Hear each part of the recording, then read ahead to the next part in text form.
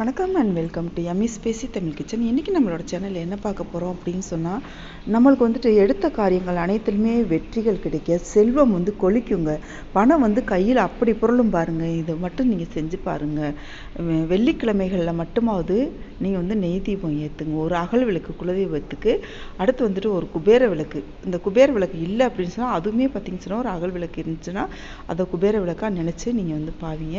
அடுத்து நம்ம வீட்டில் கஜலட்சுமி விளக்கு இருக்கும் இல்லையா, அது இந்த அகல் விளக்குல வெள்ளை தெரியும், இந்த குபேர விளக்குல பச்சை கலர் தெரியும்,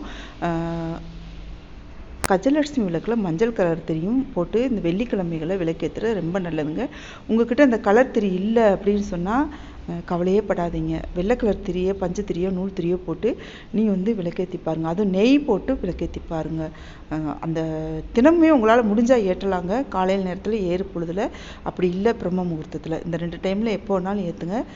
கட்டாயம் உங்கள் கையில் பணம் கொளிக்கிறத உங்களால் கண் கூட பார்க்க முடியும்.